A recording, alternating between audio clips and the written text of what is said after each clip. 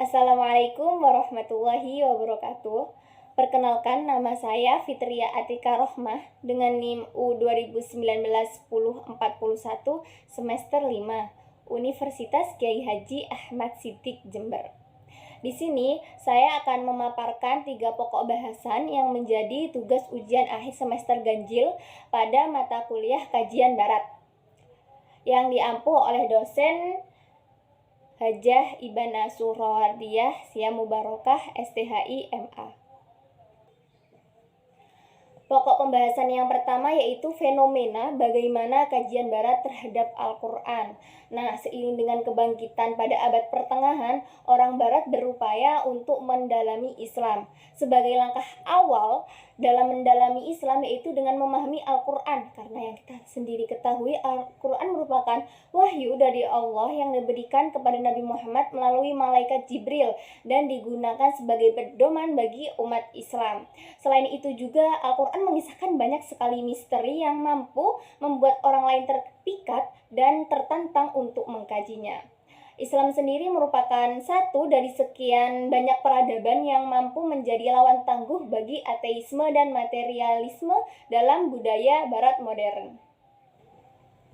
Asal mula orientalis mengkaji Al-Quran yaitu saat Alphonse Mingana, seorang pendeta Kristen asal Irak dan mantan guru besar Universitas Birmingham, Inggris, mengatakan sudah tiba saatnya sekarang untuk melakukan studi kritis terhadap Al-Quran sebagaimana yang telah kita lakukan terhadap kitab suci Yahudi yang berbahasa Ibrani Arami dan kitab suci Kristen yang berbahasa Yunani.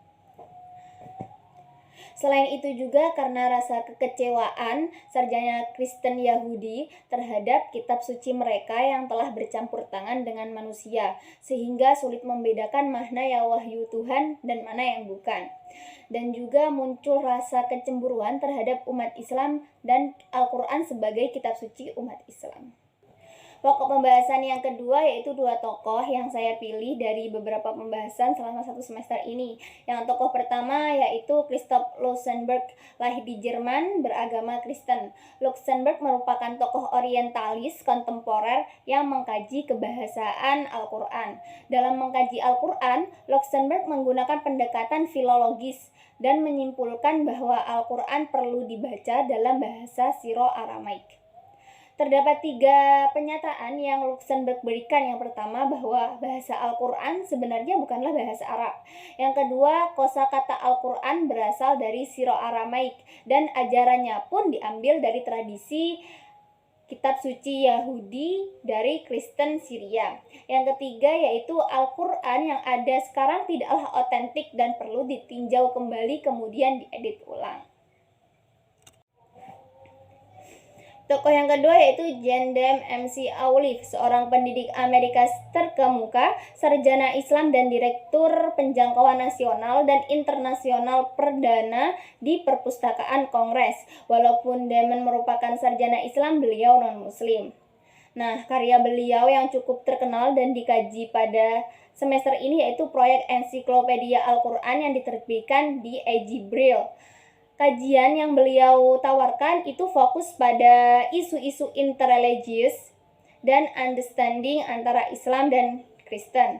Nah, menurut Damon, Al-Quran itu menempatkan dirinya dengan cara yang khas di antara kitab-kitab yang lainnya. Karena Damon telah mengklaim bahwa kitab lainnya telah mengalami penyimpangan oleh tangan manusia. Dalam satu dari 2 kategori yang Damon berikan atau Damon ungkapkan yaitu tentang penggambaran Al-Quran mengenai figur-figur individual tertentu dalam Bible dan penggambaran Al-Quran terhadap umat agama lain dalam bentuk komunitas. Nah, figur di sini tuh seperti Adam, Musa, Isa, Maryam begitu. Kemudian langsung dilanjut pada pokok pembahasan ketiga atau yang terakhir dalam video ini yaitu letak perbedaan dari 2 tokoh yang sudah saya sebutkan tadi. Di mana dari 2 tokoh orientalis yang sudah saya sebutkan tadi terletak pada alasan mengapa mereka mengkaji Al-Quran dan pemikiran mereka terhadap Al-Quran. di mana pada tokoh Luxemburg adalah orang yang memiliki kemampuan di bidang Arabustik dan dalam pemikirannya mengatakan bahwa syariat yang ada di dalam Al-Quran itu jiplakan dari Yahudi Nasrani. Kemudian pada tokoh yang kedua yaitu tokoh Damon yang meletakkan rasa kagum atas apa yang menjadi fakta historis umat Islam yang selalu berlandaskan kepada Al-Quran, di mana dalam pemikiran atau kajian yang telah dilakukan oleh Damon, beliau berusaha mencari pandangan Islam dari kerangka Al-Quran, sehingga dari kajian Damon ini mampu memberikan sebuah pandangan baru bahwa Al-Quran secara substansialnya tidak mendiskreditkan kelompok di luar agama Islam. Sekian, terima kasih untuk perhatiannya. Mohon maaf apabila ada kesalahan. Wassalamualaikum warahmatullahi wabarakatuh.